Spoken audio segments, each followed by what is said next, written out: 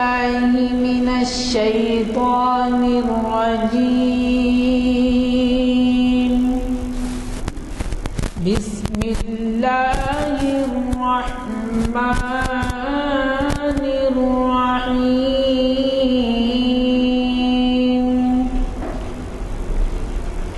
يا أيها المدثر قم فأنذر وربك فكبر وثيابك فطهر والرجز فاهجر ولا تمنن تستكثر ولربك فاصبر فإذا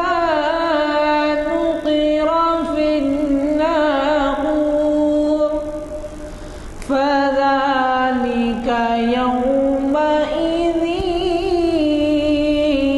يوم عسير على الكافرين غير يسير. صدق الله العظيم.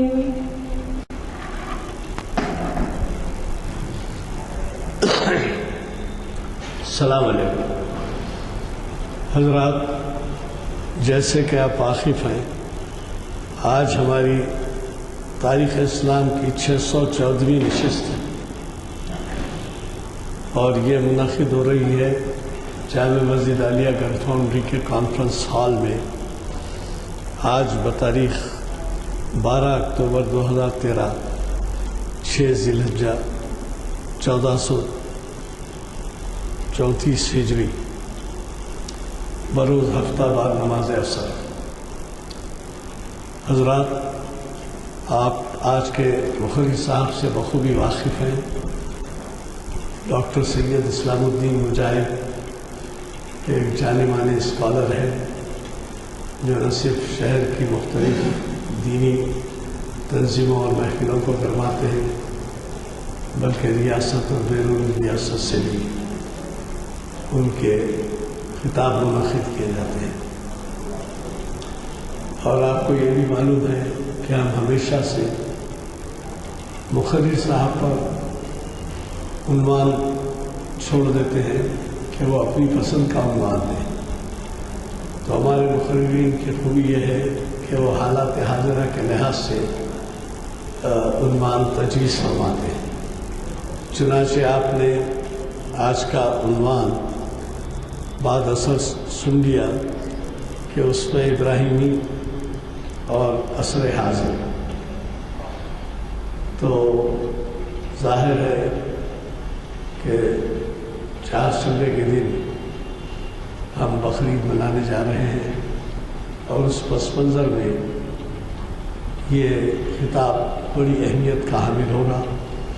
یہ نہیں کہ آپ اس کی اہمیت نہیں جانتے، لیکن یہ ہے کہ ایسے موقعوں پر اس قسم کے خطابات ہماری دینی دلچسپیوں کو بڑھانے میں، گرمانے میں بڑی مدد کا باعث ہوتے ہیں. اور یہ ہمارے آج کے مخرج صاحب وہ ہیں جنہوں نے شاید ہماری محافل کے شریعت انفارمیشن اور تاریخ اسلام کی محافل کے 100 سے زائد نشستوں کو انہوں نے مخاطب کیا ہے. تو میری گزارش ہے کہ آپ بھی اس سے استفادہ کریں اور آئندہ اس بات کا خیال رکھیں کہ زیادہ سے زیادہ ساتھیوں کو لیتے آئیں تاکہ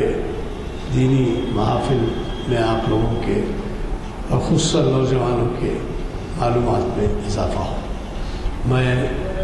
بلا تاخیر آج کے ہمارے مخرج صاحب سے گزارش کروں گا کہ اس نشین پر تشریف لائیں اور ہمیں مخاطب کریں.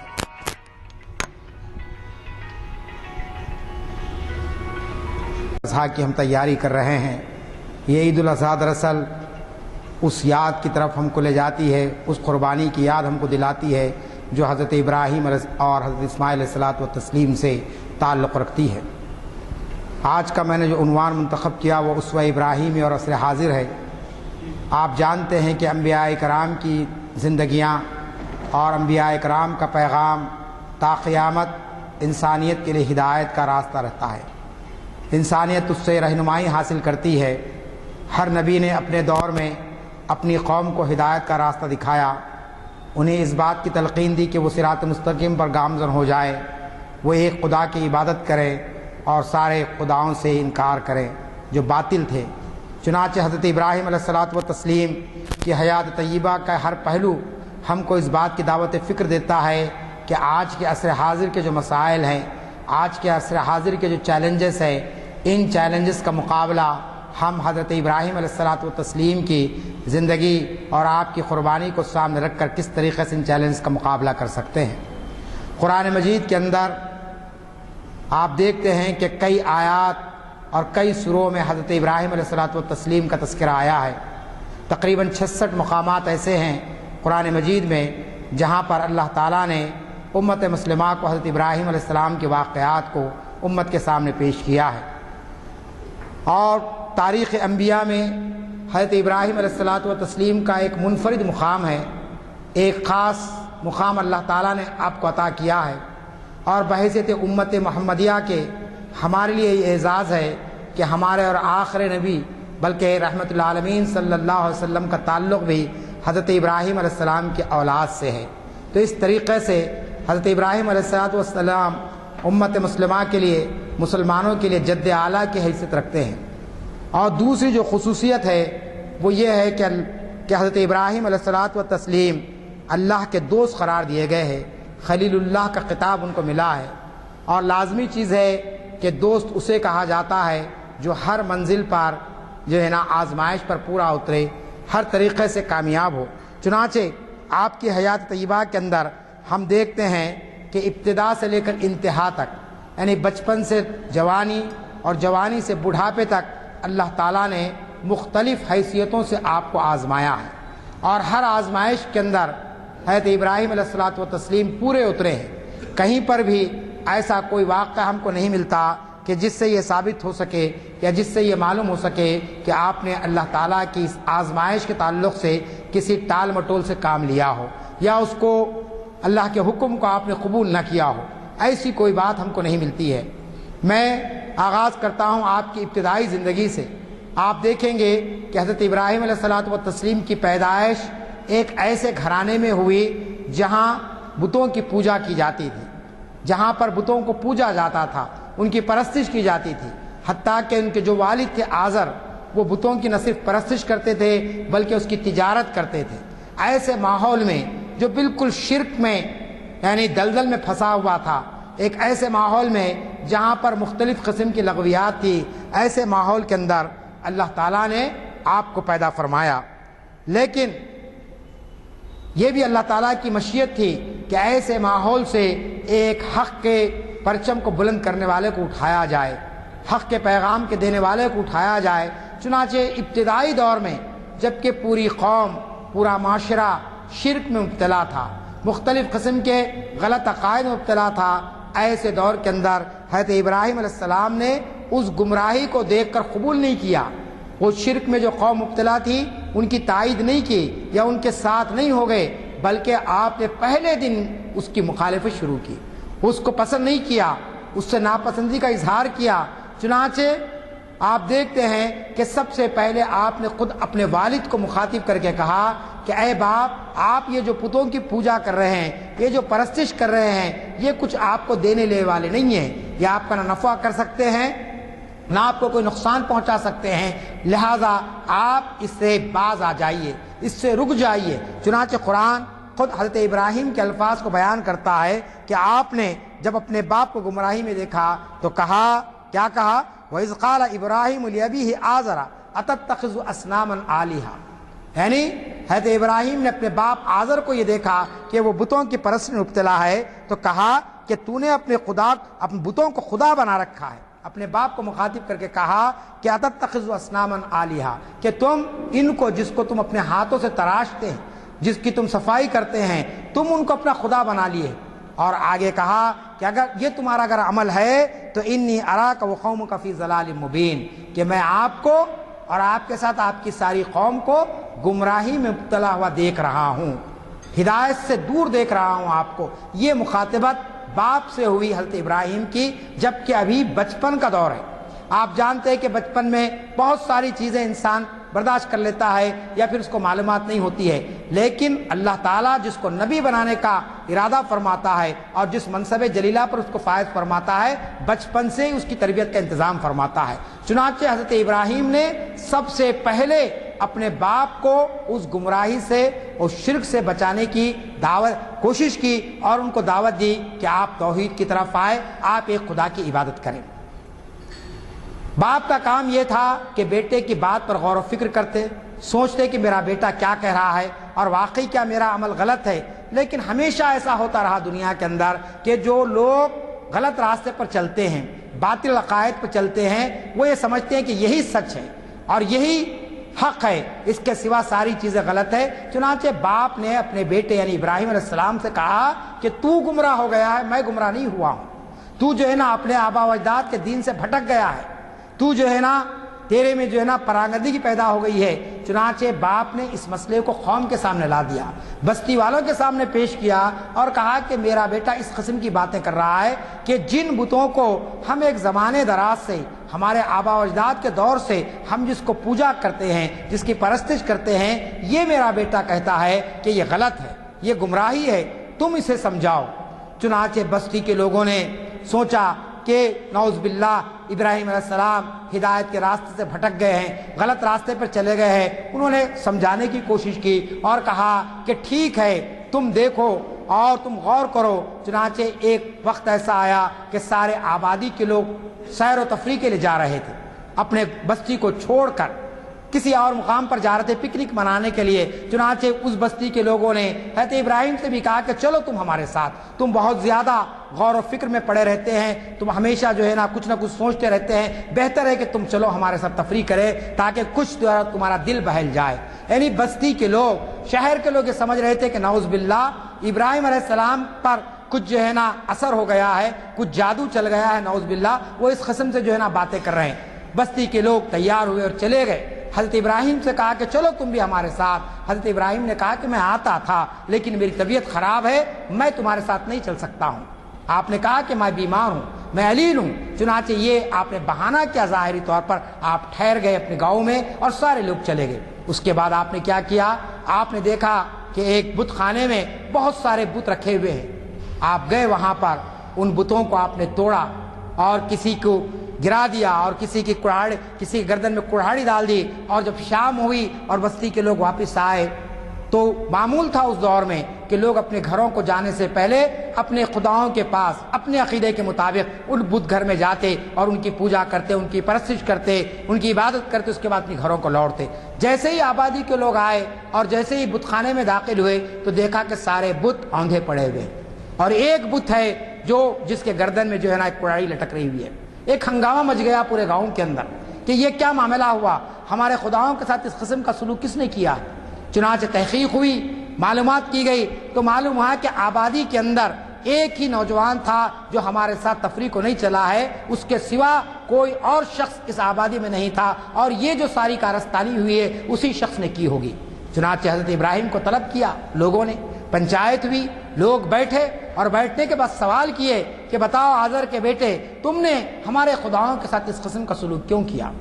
آپ دیکھیے کہ اللہ تعالیٰ کیسے ہدایت فرمایا تھا حضرت ابراہیم کو۔ آپ نے کہا کہ اے لوگو، تم مجھ سے یہ سوال کرتے ہو کہ تمہارے خداؤں کا یہ حال ہو گیا، یہ کیا بہتر نہیں ہے کہ تم خود اپنے خداؤں سے سوال کر لو کہ ان کی یہ حالت کس نے بنا دی۔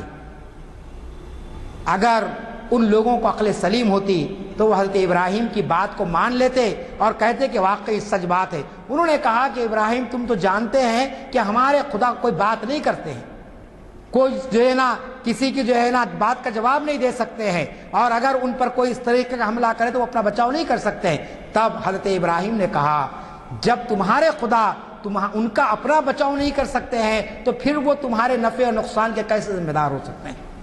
کیسے وہ تمہارا بھلا کر سکتے ہیں۔ اس واضح دلیل کے بعد کم از کم اس قوم کو حضرت ابراہیم پر ایمان لانا چاہیے تھا، لیکن جیسا کہ میں نے کہا کہ حق بات کو لوگ قبول کرنے سے ہچکچاتے ہیں، حق کو جھٹلاتے ہیں۔ پہلے پوری تاریخ کو آپ پڑھی انبیاء کی کہ ہر نبی نے حق کی دعوت دی، اس قوم نے اس کو جھٹلایا، ہر نبی کی دعوت کو لوگوں نے انکار کیا۔ پہلے ایک کثیر آبادی نے، چند لوگوں نے اس دعوت کو قبول کیا۔ چنانچہ آپ جانتے ہیں کہ حضرت ابراہیم علیہ السلام کی یہ قوم جو وہاں پر موجود تھی، اس نے کہا کہ نہیں، معاملہ یہ ہے کہ ہمارے خدا تو کچھ کہہ نہیں سکتے، لہذا تم نے یہ عمل کیا۔ چنانچہ آپ جانتے ہیں کہ باپ نے انکار کیا بیٹے کی نصیحت کو قبول کرنے سے، بستی والوں نے انکار کیا۔ اس کے بعد آپ جانتے ہیں کہ معاملہ وقت کے نمرود کے پاس پہنچا۔ وقت کے نمرود کو جب یہ اطلاع ملی کہ ہماری آبادی میں، ہماری سلطنت میں ایک ایسا شخص پیدا ہوا ہے، ایک ایسا نوجوان ہے جو ہمارے خداؤں کی نفی کرتا ہے، جو ہمارے عقائد کی تردید کرتا ہے اور کہتا ہے کہ ایک خدا ہے جس نے زمین اور آسمان کو بنایا، جو ساری کائنات کا مالک ہے۔ چنانچہ طلب کیا گیا نمرود کے دربار میں، اور نمرود کے ساتھ اس نوجوان کی، جو ابھی نوجوان تھے حضرت ابراہیم، جو مکالمہ ہوا، جو ڈائلاگ ہوا، اس کو قرآن نے نوٹ کیا ہے۔ قرآن میں وہ مکالمہ کا پورا ڈسکشن موجود ہے، جس کے اندر آپ جانتے ہیں کہ فرعون نے کہا کہ تم نہیں جانتے کہ میں اس زمین کا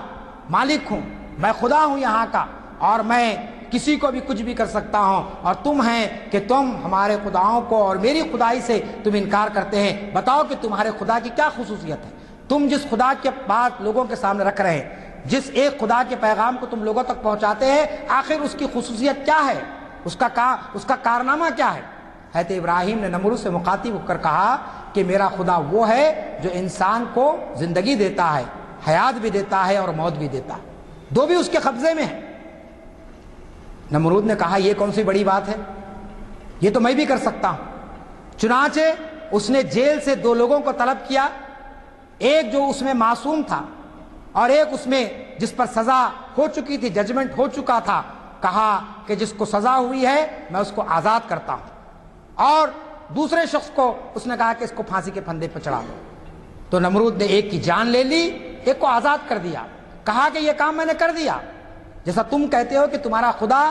انسان کو موت دے سکتا ہے، زندگی دے سکتا ہے، تو میں نے بھی یہ کام کر دیا۔ حالانکہ ایک چھوٹا بچہ بھی جانتا ہے کہ قید سے رہا کرنے کے معنی زندگی کے نہیں ہیں۔ زندگی سے مراد یہ ہے کہ جو بالکل جو ہے نا بے ساکت جسم ہے، سانس نہیں چل رہی ہے آدمی کی، مردہ ہے، اس کو زندہ کرے تو وہ بات۔ لیکن اس نے ایک انسان کو جیل سے رہا کیا اور کہا کہ میں نے یہ کارنامہ کر دیا۔ اللہ تعالیٰ نے ایسے وقت آپ کے دل میں یہ بات ڈالی اور نمرود سے مخاطب ہو کر کہا کہ اے وقت کے نمرود، میرا خدا وہ ہے جو سورج کو مشرق سے نکالتا ہے اور مغرب میں غروب کرتا ہے، اور اگر تو خدا ہے تو بھی یہ کارنامہ کر کے بتا۔ کیسا کارنامہ؟ اس کی ضد، یعنی تو سورج کو مغرب سے نکال اور مشرق میں غروب کر۔ آپ جانتے ہیں کہ نمرود کیا، فرعون کیا، ساری انسانیت مل کر یہ کام نہیں کر سکتی۔ اللہ کے حکم سے سورج مشرق سے ہی نکل رہا ہے اور قیامت تک مشرق سے نکلتے رہے گا اور مغرب میں ڈوب کر رہے گا۔ وہاں پر فرعون، وہاں پر نمرود، یعنی اس کے کوئی سوال نہیں مل سکا، اس کا کوئی جواب نہیں مل سکا اس سے۔ وہ بالکل جو ہے نا پریشان ہو گیا کہ یہ کیا سوال اس نے مجھ پر داغ دیا ہے۔ اگر نمرود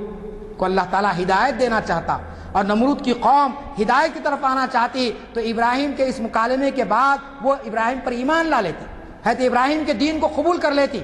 لیکن جیسا کہ قوم نے انکار کیا، نمرود نے بھی انکار کیا، اور نہ صرف انکار کیا بلکہ اس نے کہا کہ یہ شخص بڑا خطرہ بنے گا ہمارے لیے، ہماری آبادی کے اندر اس کے ذریعے سے بہت سارے مسائل پیدا ہوں گے، لہٰذا اس کی یہ نہ رہے، نہ اس کی تعلیم باقی رہے، نہ اس کی تبلیغ باقی رہے، نہ اس کا پیغام باقی رہے، لہٰذا اس کو جلا دیا جائے، اس کو زندہ جلا دیا جائے۔ چنانچہ تاریخ کی کتابوں میں واقعہ تفصیل سے موجود ہے کہ آگ دہکائی گئی، اور اتنی آگ دکھائی گئی کہ فضائے بسیط تک اس کا دھواں محسوس ہوتا تھا۔ لوگ اس آگ کے قریب آ جاتے تو اپنے جسم کے اندر گرمی محسوس کرتے۔ دور سے اس میں لکڑیاں ڈالی گئی اور اس قدر آگ دہکائی گئی اور اس آگ کے اندر حضرت ابراہیم کو ڈال دیا گیا۔ آپ بتائیے حضرت ابراہیم علیہ السلام کا قصور کیا تھا؟ کوئی دولت نہیں چاہتے تھے، کوئی اقتدار نہیں چاہ رہے تھے، کوئی جو ہے نا ایسی بات نہیں کہہ رہے تھے کہ جس سے مملکت کے اندر یا معاشرے کے اندر بدامنی پیدا ہو جائے، بلکہ وہ انسانوں کو ہدایت کی طرف بلا رہے تھے۔ وہ یہ کہہ رہے تھے کہ میری نماز، میرا روزہ، یہ سب چیزیں اللہ کے لیے ہے۔ انا صلاتی نسکی و محیایا و مماتی للہ رب العالمین، یہ آپ کا پیغام تھا کہ میری نماز، میری قربانی، یہ سب جو میری زندگی، میری موت، یہ سب اللہ کے لیے، اور میں مشرکوں میں سے نہیں ہوں۔ یہی آپ کا پیغام تھا۔ اس پیغام کو قبول کرنے اور اس پر عمل کرنے کے بجائے وقت کے فرعون نے، وقت کے نمرود نے اور اس کی قوم نے زندہ جلانے کا فیصلہ کیا۔ لیکن آپ جانتے ہیں یہ اللہ کا قانون ہے کہ اللہ تعالیٰ جب کسی بندے کو اپنے پیغام کو عام کرنے کے لیے کھڑا کر دیتا ہے تو اس کے پاؤں میں اتنی استقامت عطا کر دیتا ہے کہ دہکتی ہوئی آگ سے بھی وہ بندہ نہیں ڈرتا، نہ دہکتی ہوئی آگ اسے نقصان پہنچا سکتی ہے، کیونکہ اللہ کا قانون ہے کہ اللہ آزمائشوں میں ڈالتا ہے تو آزمائشوں میں حفاظت بھی فرماتا ہے، اور سب سے زیادہ آزمائشیں نبیوں پر آئی اور سب سے زیادہ اللہ تعالیٰ نے حفاظت بھی نبیوں کی چنانچہ حضرت ابراہیم کی حفاظت کیسے ہوئی؟ حکم ہوا راست، آگ کو حکم دیا گیا کہ یا نارو کونی بردم وسلاما علی ابراہیم، کہ آگ تو ٹھنڈی ہو جا، تو سلامتی بن جا ابراہیم پر۔ چنانچہ دنیا دیکھ رہی تھی، نمرود دیکھ رہا تھا، اور ساری باطن طاقتیں خوش ہو رہی تھی اس بات پر کہ اب تو کام ہو گیا، اب تو یہ جل کر خاکستر ہو جائے گا، اب اس کی ہڈیاں ہی باقی نہیں رہے گی۔ لیکن گھنٹے گزر گئے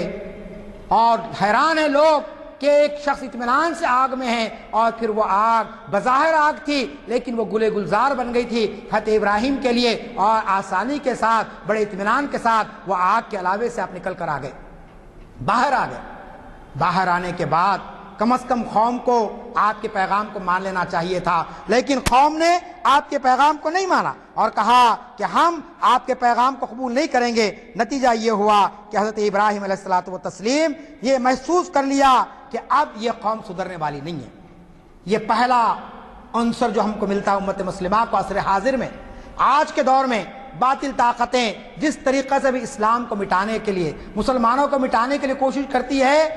ہمارا کام تبلیغ کرنا ہے، ہمارا کام صحیح بات لوگوں تک پہنچانا ہے، لیکن لڑائی جھگڑا کرنا، دنگا اور فساد کرنا، یہ اسلام کا شیوا نہیں ہے۔ چنانچہ حضرت ابراہیم نے ساری انسانیت کے سامنے پیغام دیا، اور خاص طور پر اس قوم کو جس کے درمیان میں آپ کو بھیجا گیا۔ اب آپ نے یہ کہہ دیا ان سے یہ بات کہ قال انی ذاہب الی ربی سیہدین، کہ اے قوم میں تم کو چھوڑ کر اللہ کے بھروسے پر، اور اللہ تمہارا فیصلہ کرے گا، میں اپنی رب کی طرف جاتا ہوں اور وہ میری رہنمائی کرے گا، کہ اللہ تعالیٰ نے مجھے جو ہدایت کا راستہ بتایا ہے اب میں اس راستے پر چلنے کی کوشش کروں گا، کیونکہ میں نے تم کو بہت کچھ سمجھایا، میں نے تمہارے سامنے حق بات کو پوری طریقے سے پیش کیا۔ چنانچہ آپ جانتے ہیں کہ ان واقعات سے پہلے قوم کو آپ نے ان کے اپنے جو عبادت کے طریقے تھے ان طریقوں کی بنیاد پر بھی آپ نے یہ ان کو بتانے کی کوشش کی کہ یہ سارے طریقے غلط ہیں، یہ تم بتوں کی جو پوجا کرتے ہیں، یہ جو تم ستاروں کی پرستش کرتے ہیں، یہ جو تم چاند کو اور سورج کو اپنا خدا بنا کر رکھے ہیں، یہ خدا نہیں ہے، یہ سب خدا کے پیدا کردہ چیزیں ہیں جو انسانوں کے لیے دی گئی ہیں۔ چنانچہ آپ جانتے ہیں کہ اس قوم کا مزاج تھا کہ وہ کوكب پرست تھی، نہیں ستاروں کی پرستش کرتی تھی۔ چنانچہ ایک رات آپ نے اپنی قوم کو اللہ کے دین سے قریب کرنے کے لیے اور جن عقائد کو لے کر وہ آگے جا رہے تھے اس کو غلط ثابت کرنے کے لیے ایک رات اچانک جبکہ قوم کے لوگ آپ کے اطراف میں جمع تھے، آسمان پر تارا دیکھا تو کہا کہ یہ میرا خدا ہو سکتا ہے۔ ابتدائی دور میں جب باپ نے بات کو نہیں مانا اور جو واقعہ ہوا جو میں نے آپ کے سامنے بیان کیا کہ بتوں کو توڑنے کی بات آئی، اس کے بعد کا جو مرحلہ تھا تو آپ نے چاند کو، آپ نے جو ستارے کو دیکھا اور کیا کہا، فلما جن علیہ اللیل راى کوكبا قال ھذا ربی، کہ ستارہ جب نکلا تو کہا کہ یہ میرا خدا ہے، لیکن فلما افل قال لا احب الافلین، جب ستارہ ڈوب گیا تو آپ نے کہا کہ ڈوبنے والا میرا خدا نہیں ہو سکتا۔ اب آپ کے ذہن میں ایک بات آ سکتی ہے کہ اللہ تعالیٰ نے حضرت ابراہیم کو نبی بنایا تھا اور آپ کو سیدھا راستہ بتا دیا تھا، پھر کیوں آپ نے ستارے کو اپنا خدا تسلیم کیا؟ یہاں جو نقطہ بیان کیا ہے محدثین نے، فقہاء نے، وہ یہ کہ آپ نے عقلی طور پر دل سے ستارے کو خدا نہیں بنایا تھا، صرف قوم کے سامنے حجت پوری کرنے کے لیے آپ نے کہا کہ یہ ستارہ ہے، اور جیسے ستارہ ڈوب گیا آپ نے کہہ دیا کہ ڈوبنے والا میرا خدا نہیں ہو سکتا۔ یعنی یہ ثابت کیا آپ نے کہ اللہ دائمی ہے، ہمیشہ رہنے والا ہے، اس کو فنا نہیں ہے، اس کو ختم ہونے والا نہیں ہے، وہ ہمیشہ کے لیے ہے۔ یہ ستارہ فنا ہو گیا، لہذا وہ خدا نہیں بن سکتا ہے۔ پھر تھوڑی دیر کے بعد چاند نکلا،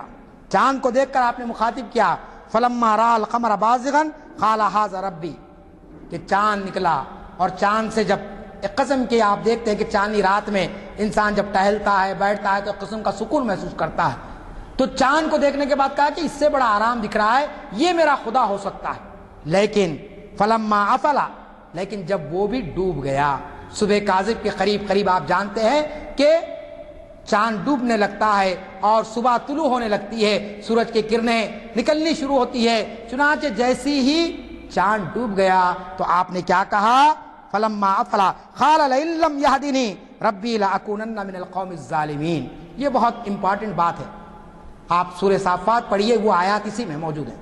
کہ اس میں آپ نے جو بات بیان کی، یعنی آپ کے چاند کے ڈوبنے کے بعد یہ کہا کہ اگر اللہ مجھے ہدایت نہ دیتا، لئن لم يهدني، اللہ اگر مجھے ہدایت نہ دیتا تو کیا ہوتا، لاکونن من القوم الظالمین، کہ میرا بھی شمار ظالموں میں ہوتا، ظالم قوم میں ہوتا۔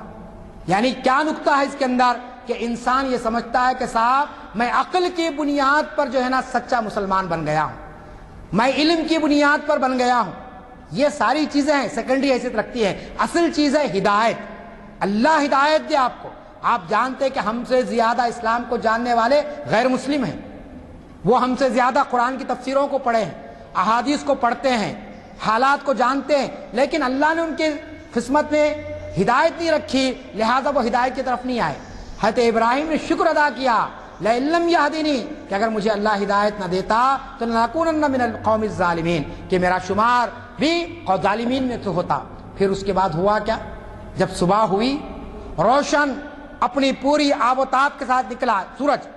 پورے جو ہے نا روشنی پھیل گئی، سورج کی روشنی، اور ہر چیز ظاہر ہو گئی، تو آپ نے سورج کو دیکھ کر کیا کہا، فلما رأى الشمس بازغا قال هذا ربی، جب سورج نکلا پوری آب و تاب کے ساتھ تو کہا کہ یہ میرا رب ہے، اور اس کے لیے دلیل کیا دی، ھذا اکبر، یہ بڑا ہے، کس سے بڑا ہے، ستارے سے بڑا ہے، چاند سے بڑا ہے، لہذا یہ میرا خدا ہو سکتا ہے۔ قوم بڑی خوش ہو گئی، نوٹ میں لکھا ہے مفسرین نے کہ حضرت ابراہیم علیہ السلام کی قوم خوش ہو گئی کہ چلو اس نے سورج کو تو بڑا مان لیا ہے، اب تک یہ خدا کو بڑا مانتا تھا، خدا ہی سب کچھ ہے کہتا تھا، لیکن آج اس نے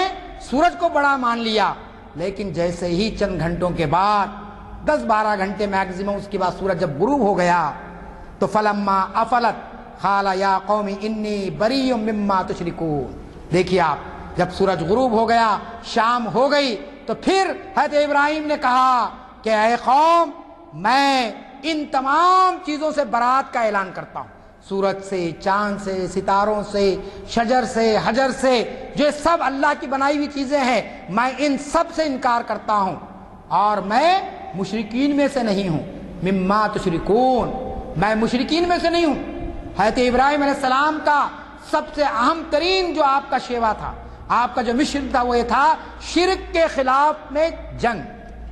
شرک کے معاملے میں کوئی کمپرومائز نہیں، چاہتے تو بتوں کے سامنے ٹھہر جاتے وقتی طور پر، بچپن کی زمانہ ہے، یعنی کوئی ابھی اتنا شعور نہیں ہے، ابھی علم کی ان منزلوں کو طے نہیں کیے، لیکن اس کے باوجود اللہ تعالیٰ نے آپ کی حفاظت کا ایسا انتظام فرمایا کہ شرک کا ذرا بھی دھبا آپ کے دامن پر نہیں ملتا ہے۔ چنانچہ مما تشرکون کہا کہ میں مشرکوں میں سے نہیں ہوں گا۔ اسوہ ابراہیمی کا سب سے اہم ترین نقطہ یہی ہے کہ ہم قربانی کرتے ہیں تو قربانی کرتے ہوئے ہمارے دل میں یہ جذبہ پیدا ہو کہ جان ہماری چلے جائے لیکن ہم شرک نہیں کریں گے، ہم اللہ کی ذات میں اور اللہ کی صفات میں کسی کو شریک نہیں کریں گے،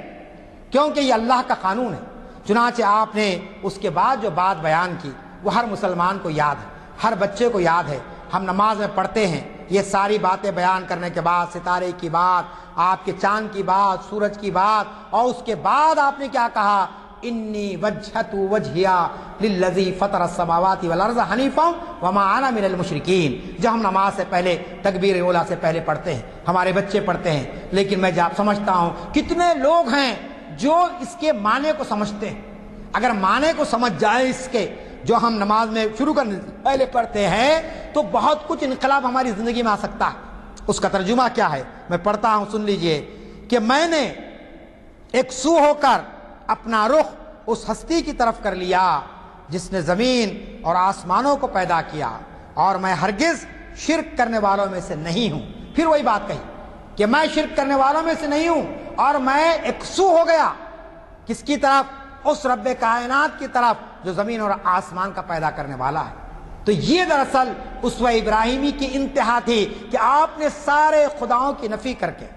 سارے نظاموں کو ٹھکرا کر آپ نے اپنا رخ ایک اللہ کی طرف کر لیا اور کہا کہ یہی اصل راستہ ہے اور اسی کی طرف ہم کو چلنا ہے۔ چنانچہ ہم دیکھتے ہیں کہ یہ وہ مرحلہ تھا کہ جس کے بعد قوم یہ سمجھ گئی کہ اب اس سے لڑنا جھگڑنا ہمارے لیے ممکن نہیں ہے۔ چنانچہ آپ بھی نکل گئے وہاں سے، مختلف مقامات سے ہوتے ہوتے، مصر سے ہوتے ہوئے آپ اس سرزمین پر پہنچے جو آج ہمارے سامنے موجود ہے، مکے کی سرزمین، جو لخدخ ایک وادی تھی، نہ پانی تھا وہاں پر، نہ کوئی سایہ تھا وہاں پر، اور اس وادی غیر ذی زرع میں آپ نے بہرحال قیام فرمایا۔ اور پھر اس سے پہلے آپ دیکھتے ہیں کہ عمر کی اس منزل پر پہنچ گئے تھے کہ اب کوئی جو ہے نا وہاں پر سہارے نہیں تھے۔ ایسے وقت آپ نے دعا کی کہ اللہ تو تیرے مشن کو جاری رکھنے کے لیے، میری جدوجہد کو اپنی منزل تک پہنچانے کے لیے میرا کوئی جانشین پیدا فرما، کوئی وارث بنا۔ دعا کی حضرت ابراہیم نے یعنی 80 سال کی عمر تک آپ کو اولاد نہیں ہوئی تھی، یہ بات ذہن میں رہے۔ 80-85 سال میں آپ نے دعا کی اللہ کے حضور کہ کیا دعا کی؟ ربی حبلی من الصالحین، کہ اللہ تو مجھے ایک صالح بیٹا عطا فرما، اور اللہ نے اس دعا کو قبول فرمایا۔ فبشرناہ بغلام حلیم، کہ ہم نے آپ کو بشارت دی، خوشخبری دی ابراہیم کو کہ ہم آپ کو ایک بردبار بیٹا عطا کریں گے، ایک حلیم بیٹا عطا کریں گے۔ اور آپ جانتے ہیں کہ اس بردبار بیٹے کی پیدائش کے بعد حکم ہوا کہ اس وادی میں چھوڑ کر نکل جاؤ۔ آپ چھوڑ کر نکل گئے۔ تفصیلات آپ پڑھتے ہیں کتابوں کے اندر، واعظین سے آپ سنتے ہیں، اور جو حج کو جا کر آ چکے ہیں اور جو مکہ معظمہ میں وہ گزارے ہیں کچھ دن یا کچھ سال، وہ جانتے ہیں وہ مقامات محفوظ ہے آج بھی کہ صفا و مروہ کی پہاڑی جہاں حضرت حاجرہ نے یعنی پانی کی تلاش میں دوڑ دھوپ کی تھی، اور پھر وہ زمزم کا چشمہ جہاں حضرت اسماعیل نے اپنے پیر رگڑے تھے یعنی پیاس کی شدت کی وجہ سے، اور اللہ تعالیٰ نے چشمہ وہاں سے نکالا۔ یہ ساری تفصیلات آپ کے سامنے ہیں۔ میں ان تفصیلات کو چھوڑتے ہوئے آپ کے سامنے ایک اور آزمائش رکھنا چاہتا ہوں جو حضرت ابراہیم کے ساتھ حضرت اسماعیل سے جڑی ہوئی ہے، اور جس کی یاد ہم ہر سال عید الاضحیٰ کے طور پر مناتے ہیں۔ وہ کیا کہ ایک شخص کو 80-90 سال کی عمر میں اولاد ہوتی ہے، اور وہ اولاد کتنی آرزوؤں، کتنی دعاؤں اور کتنی تمناؤں کے بعد ہوئی، اور لازمی چیز ہے کہ وہ اولاد حضرت ابراہیم کے لیے ایک سہارا ہے، اپنے بڑھاپے کا سب سے اہم ترین سہارا حضرت اسماعیل علیہ السلام ہے۔ لیکن جب حضرت اسماعیل 13 سال یا 12 سال کے ہو گئے تو اللہ تعالیٰ نے ایک بڑی آزمائش سے آپ کو گزارا، جس کو قرآن مجید کہتا ہے یہ کھلی آزمائش تھی، ان ھذا لہ البلاء المبین، کہ یہ بالکل کھلی آزمائش تھی جو حضرت اسماعیل اور حضرت ابراہیم سے اللہ تعالیٰ نے لی ہے۔ وہ آزمائش کیا تھی؟ جیسا کہ کہا گیا کہ بیٹا آپ کو ملا اور بیٹے کی پرورش ہو رہی ہے، بیٹا لڑکپن کی منزل پر ہے۔ ایسے وقت یعنی اس کی عمر کے تعلق سے قرآن کہا کہ فلما بلغ معہ السعی، یعنی وہ لڑکا کھیلنے کودنے سے نکل کر یعنی بردباری کی منزل میں آیا، لڑکپن کی منزل میں آیا۔ ایسے وقت ایک خواب آپ کو دکھایا گیا حضرت ابراہیم کو اللہ تعالیٰ کی طرف سے۔ وہ خواب کیا تھا؟ وہ خواب یہ تھا کہ حضرت ابراہیم اپنے اس بیٹے کو جو بڑی دعاؤں کے بعد اور بڑی تمناؤں کے بعد پیدا ہوا ہے، اس کو اللہ کے حکم سے ذبح کر رہے ہیں۔ آپ اندازہ کیجئے کتنی بڑی آزمائش ہے ایک بوڑھے شخص کے لیے جو 100 سال کی عمر پار کر چکا ہے، اب کوئی ظاہری سہارا نہیں ہے۔ ایسے وقت آپ کو حکم دیا گیا حالت خواب میں کہ آپ اپنے بیٹے کو ذبح کریں۔ انسان سوچ سکتا ہے کہ صاحب خواب کا معاملہ تھا، یہ نبیوں کے خواب سچے ہوتے ہیں، یاد رکھ لیجئے، عام انسانوں کا معاملہ نہیں ہے۔ ہم بہت سے خواب دیکھتے ہیں، اس میں کوئی صداقت نہیں ہوتی ہے، لیکن نبیوں کے جو خواب ہوتے ہیں وہ سچے خواب ہوتے ہیں۔ چنانچہ یہ سچا خواب تھا جو حضرت ابراہیم نے دیکھا، اور دیکھنے کے بعد اس خواب کو منون اپنے بیٹے کے سامنے بیان کیا۔ قرآن نے اس خواب کی تفصیل جو بیان کی وہ یہ تھی کہ آپ نے اپنے بیٹے کو مخاطب ہو کر کہا یا بنیا انی ارا فی المنام انی اذبحک فانظر ماذا تری، کہ اے بیٹے میں نے خواب میں یہ دیکھا ہے کہ میں تجھے ذبح کر رہا ہوں۔ آپ بتائیے اس بیٹے کی کیفیت کیا ہوگی جو سوچ نہیں سکتا تھا کہ یہ باپ جو آخری عمر میں ہے اور جس کا میں سہارا بننے والا ہوں وہ جو ہے نا مجھے کاٹنے کی تیاری کر رہا ہے۔ اگر معاملہ دنیاوی فائدے کا ہوتا، اگر معاملہ ایک عام اولاد کی طرح ہوتا تو جواب کچھ اور ہوتا، لیکن چونکہ کہا گیا، قرآن نے کہہ دیا تھا فبشرناہ بغلام حلیم، کہ اے ابراہیم ہم آپ کو اولاد تو دیں گے لیکن وہ اولاد بھی کیسی ہوگی، وہ بیٹا کیسا ہوگا، بڑا حلیم ہوگا، بڑا بردبار ہوگا، اللہ کا اطاعت گزار ہوگا اور آپ کا تابعدار ہوگا، آپ کے حکم کو مانے گا۔ پیدائش سے پہلے یہ خوشخبری دے دی گئی تھی، اس کی تعبیر یہاں ملتی ہے اس جواب میں جو حضرت اسماعیل نے دیا۔ وہ جواب کیا تھا؟ یا ابتی افعل ما تؤمر ستجدنی انشاء اللہ من الصابرین، کہ اے والد محترم آپ وہ کام کر گزریے جس کا اللہ نے آپ کو حکم دیا ہے اور آپ مجھے صبر کرنے والوں میں پائیں گے۔ آپ بتائیے کتنا انقلابی جواب تھا۔ آج آپ ہمارے مسلم معاشرے میں کوئی باپ اپنے بیٹے کو 5 وقت نماز پڑھنے کے لیے کہہ دے، اس کی ہمت نہیں ہے بعض خاندانوں میں کہ صاحب بچہ جوان ہو گیا ہے، پلٹ جائے گا مجھ پر، بغاوت کر دے گا، گھر کا نظام بگڑ جائے گا۔ کسی بیٹی کو کہیں کہ بھئی تم گوشے کی پابندی کرو، پردے کی پابندی کرو، تو بیٹی سے پہلے ماں کہے گی کہ کیا تم دوقیانوسی خیالات کے ہیں، کیا کنزرویٹی تمہارا دماغ ہے کہ اپنی بچی کو گھر کی 4 دیواری میں بند رکھنا چاہتے ہیں۔ یہ معاشرہ ہمارا ہے جس میں ہم جی رہے ہیں، جس میں ہمارا بھی اپنا قصور ہے۔ لیکن حضرت ابراہیم کا معاملہ الگ تھا۔ آپ نبی بنا کر بھیجے گئے تھے، رسول بنا کر بھیجے گئے تھے، اور آزمائشوں میں سے جو گزارے گئے ان آزمائشوں کا لازمی نتیجہ تھا کہ اب اس آزمائش کو اگر پورا نہ کرتے تو پھر وہ پوری آزمائشیں جو آپ سے لی گئی وہ بیکار ہو جاتی، بے معنی ہو جاتی۔ آگ میں ڈالا جانا، بستی سے نکالا جانا، مخالفت کا ہونا، اور پھر اس کے بعد اولاد کا ہونا، یہ ساری آزمائشیں تھیں۔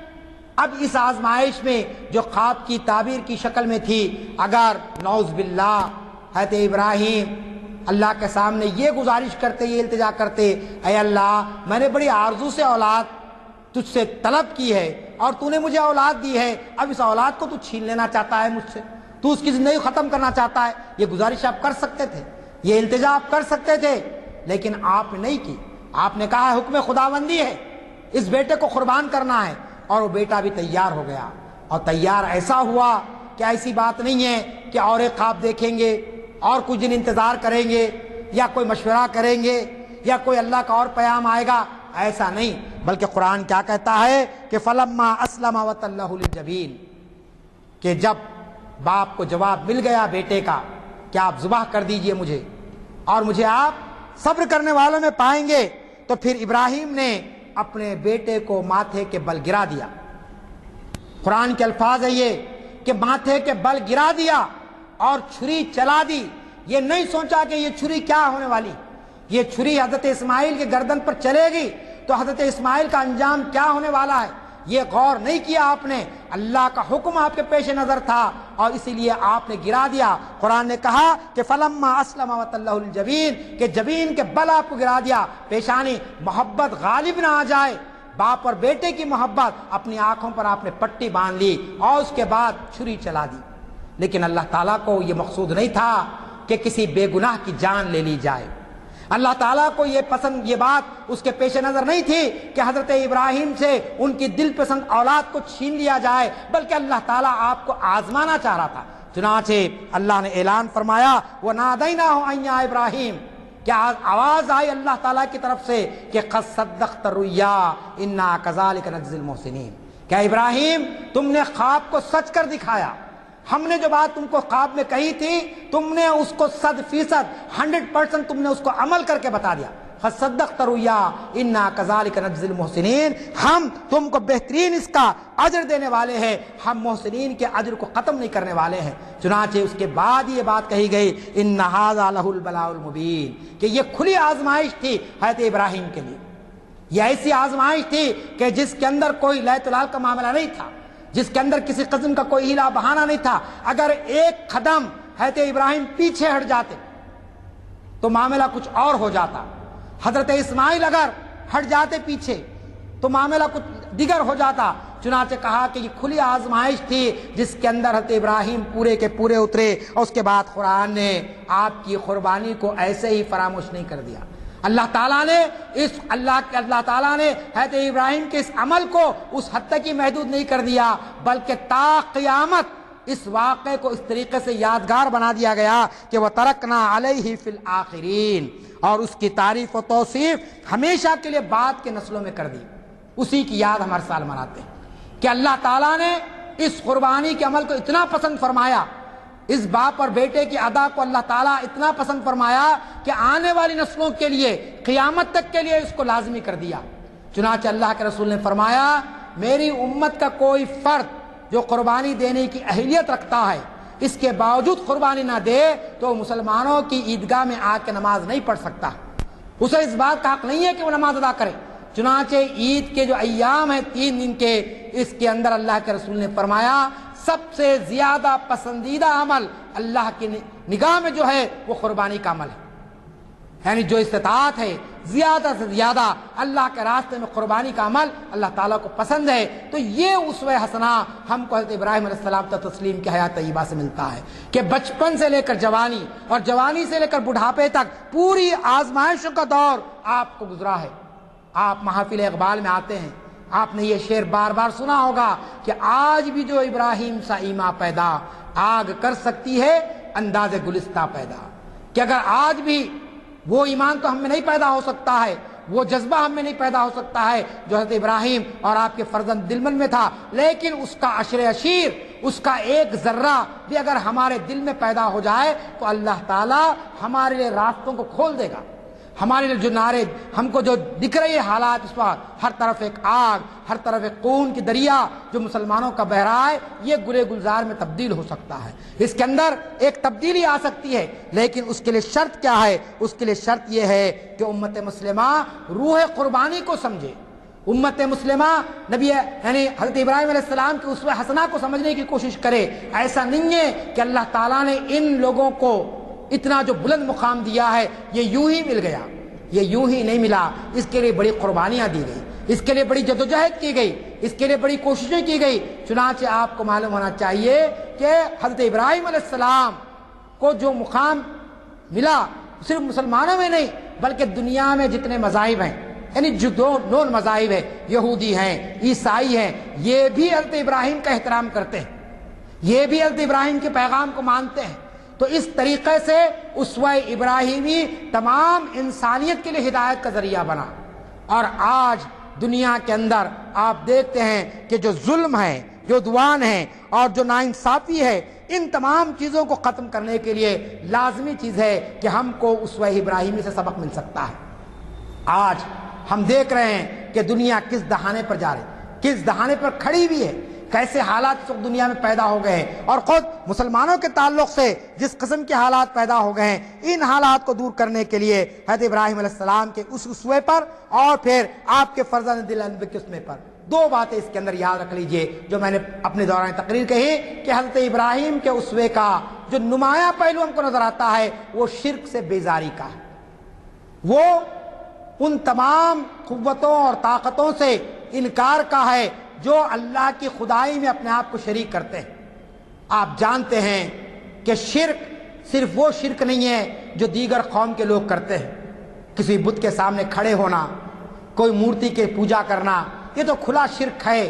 لیکن بہت سے مشرکانہ اعمال خود مسلمانوں میں پنپ رہے ہیں، خود مسلم معاشرے کے اندر پائے جاتے ہیں۔ تو ہم کو اس بات کا عہد کرنا چاہیے کہ عید الاضحیٰ مناتے ہوئے کہ ہم کم از کم مشرکانہ عقائد سے اپنے آپ کو بچائیں گے۔ ہم اپنی جان کی قربانی تو نہیں دے سکتے ہیں، ہم اپنے آپ کو خدا کے راستے میں قربان کریں گے، وہ جذبہ کم از کم اپنے اندر پیدا کریں۔ جانور کو ذبح کرتے ہوئے علماء نے لکھا ہے کہ اگر مسلمان کے دل میں اگر یہ جذبہ نہ ہو کہ اے اللہ آج میں تیرے دین کے خاطر اس جانور کو ذبح کر رہا ہوں تیرے حکم پر، اگر وقت آئے گا تو میں اپنی جان کو بھی قربان کروں گا، تو علماء نے لکھا ہے کہ اگر یہ خیال بھی دل میں نہ آئے تو پھر آپ کی قربانی کے تقاضے پورے نہیں ہوتے۔ ایک فرض تو ادا ہو جاتا ہے، لیکن قربانی کا جو تقاضا ہے، قربانی کی جو روح ہے، وہ روح تک ہم نہیں پہنچ سکتے ہیں۔ لہذا ہم کو چاہیے کہ ہم انبیاء کرام کی تاریخ سے سبق حاصل کریں، ان کی حیات طیبہ کو ہم اپنے لیے مثال بنائیں، ہم ان کے کارناموں کو اور ان کی قربانیوں کو اپنی زندگی کا مشن بنائیں۔ آج کا عصر حاضر اسی بات کا ہم سے مطالبہ کرتا ہے، آج کی دنیا ہم سے اسی بات کے مطالبہ کرتی ہے کہ ہم اس طریقے سے آگے بڑھے کہ دنیا کے سامنے ان انبیاء کرام کی تاریخ کو پیش کرے تاکہ دنیا امن کا گہوارہ بن سکے، دنیا میں ناانصافی ختم ہو سکے، دنیا سے ظلم ختم ہو سکے۔ حضرت ابراہیم علیہ السلام، حضرت اسماعیل علیہ السلام اور پھر آپ ہی کی اولاد سے حضرت محمد مصطفیٰ سرکار دو عالم صلی اللہ علیہ وسلم نے دنیا کو ہدایت کی طرف لانے کے لیے جو کچھ بھی آپ لوگوں نے یعنی ان انبیاء کرام نے جدوجہد کی، اس کا لب لباب یہی تھا کہ دنیا امن کا گہوارہ بن جائے،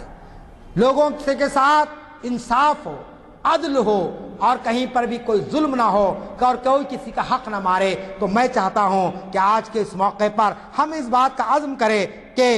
ان انبیاء کی تاریخ کو پڑھتے ہوئے کم از کم ہم اپنی انفرادی زندگی کو سدھاریں۔ ہم میں کے سبھی لوگ تقریباً قربانی دیتے ہیں، قربانی کے تعلق سے یاد رکھ لیجئے قرآن مجید میں اعلان ہے کہ لن ینال اللہ لحومها ولا دماؤها ولکن ینالہ التقوی منکم، کہ لوگوں یاد رکھ لو کہ قربانی کا گوشت یا قربانی کا خون یا کوئی اور چیز اللہ کے پاس نہیں پہنچتی ہے سوائے اس کے کہ تمہارا تقوی، اللہ کا تقوی، اللہ کا ڈر، اللہ کا خوف یہ اگر پیدا ہوگا تو پھر اس ابراہیمی کو سمجھنے اور عصر حاضر کے تقاضے کو سمجھنے میں ہمارے لیے مدد ہو سکتی ہے اور ہم صراط مستقیم پر گامزن ہو سکتے ہیں۔ اللہ تعالیٰ سے دعا ہے کہ اللہ تعالیٰ مجھے اور آپ کو اسوہ ابراہیمی اور سنت ابراہیمی پر چلنے، عمل کرنے اور ان کے پیغام کو عام کرنے کی توفیق عطا فرمائے۔ رب اغفر وارحم وانت خیر الراحمین، وآخر دعوانا ان الحمد للہ رب العالمین۔